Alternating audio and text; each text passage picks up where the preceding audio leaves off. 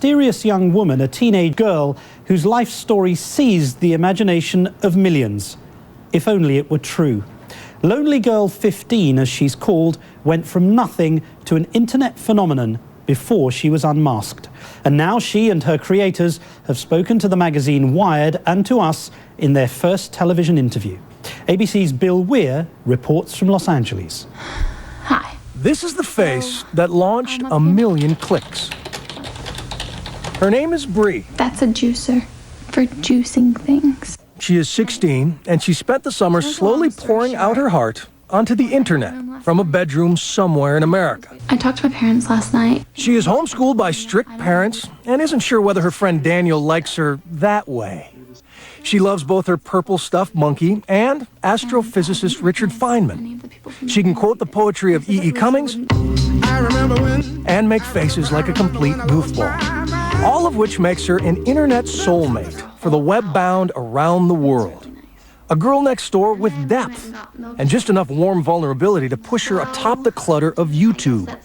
The moment she appeared there, thousands reached out just to be her friend. But little did they know that Lonely Girl wasn't.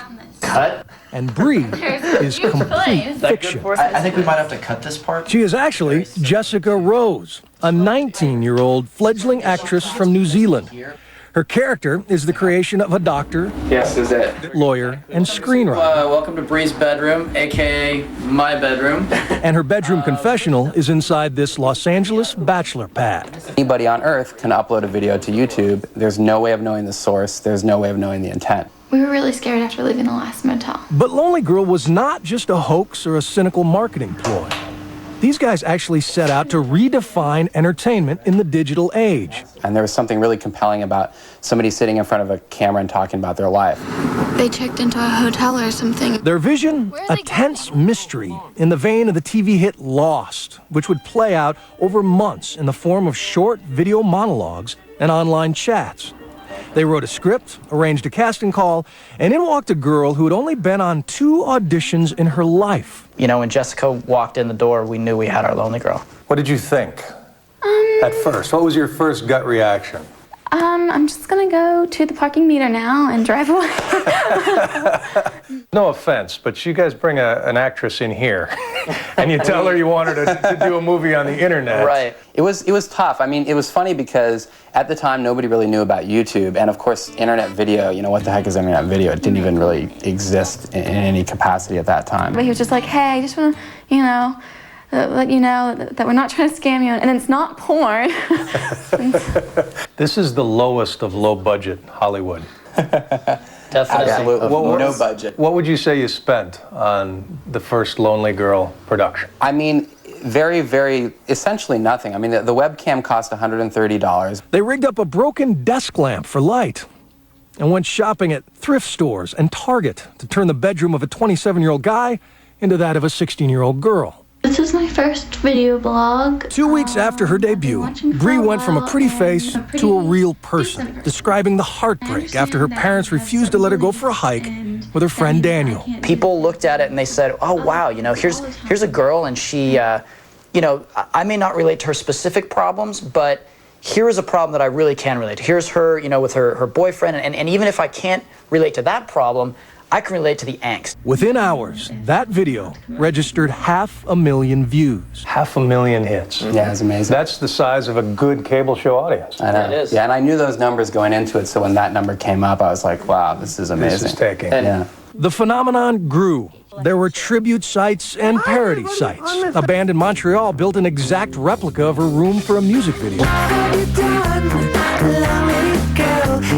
And Bree received so much email, the guys were forced to bring in Greg's wife, an entertainment lawyer, to assume her online identity. I really just received so many letters from just nice people who truly wanted to be this girl's friend because she was sort of awkward and she didn't fit in. Before long, this humble bedroom became one of the most examined sets in the history of internet entertainment, and sharp-eyed fans were able to pick out one of the single clues placed by the storytellers early on. Over Bree's shoulder, a picture of Aleister Crowley, master of the occult. This decidedly dark twist touched off a furious online debate over the religion of Bree's parents. My parents promised that they would go and talk to some of the deacons and tell them that I'm not going through with the ceremony. And gaining force on the internet message boards were the skeptics, those fans who believe Bree might be too good to be true. We would have people commenting right on the video page saying fake or saying actress. I said, what you can't ever do is you can't ever lie to people. You can't, if people say, are you an actress or are you fake, you can't say no. Eventually, a trio of web sleuths tracked Bree to Amanda's office at Hollywood's esteemed creative artists agency. People suddenly assumed Lonely Girl was some sort of Hollywood project. The truth was, even the creators weren't sure what they had or what they wanted. It's so interesting that you're making this up as you go along. Absolutely. Absolutely. Yeah. I mean, 100%. Yeah. Because everybody in Hollywood has a grand plan, and the idea that We had no plan. I mean, that's the thing that's so funny about this whole thing, is that people are confident that we've had master schemes at multiple stages. But there has to be a sense of betrayal for all those geeks out there who thought they had found their soulmate in this gorgeous young lady who liked, Richard Feynman and E. Cummings. Well, right? I think that I'm still looking Turns for out that it girl. was you. What was the backlash? Did you see people checking out en masse once they knew? Not at all. No. In fact, our viewership tripled. I mean, almost within a week. Now comes the tricky part, moving from trivia question Flirty Girl 7, Lonely Girl 15. to paid professionals. How are you going to get rich off of that? I don't know. Great. If you find the answer, come send it over to us. We are still draining our savings accounts and maxing out our credit cards. Pursued by her parents' cult, Lonely Girl has now fled from home and is forced to check in with the audience from seedy motel rooms. We look at it as we've created a popular show, and so we have no intention of letting that popular show go away anytime. We have plot points built out for a very long period of time, multiple characters coming in, and we want the show to live for as long as the fans want to watch it. So we'll see Bree grow up. Hopefully. If they tune in, they will absolutely see Bree grow up. I'll try and find something more exciting to do tomorrow. Bill Weir for Nightline Bye. in Hollywood. And you can read more about Lonely Girl and her creators in the December issue of Wired, hitting newsstands on Tuesday. You can also read more about her at our website, nightline.abcnews.com. And just ahead on the programme, Pushing the Envelope, a day in the life of the outrageous star Jack Black. What will the comedian do next? He's provocative, uncensored, and he's speaking his mind.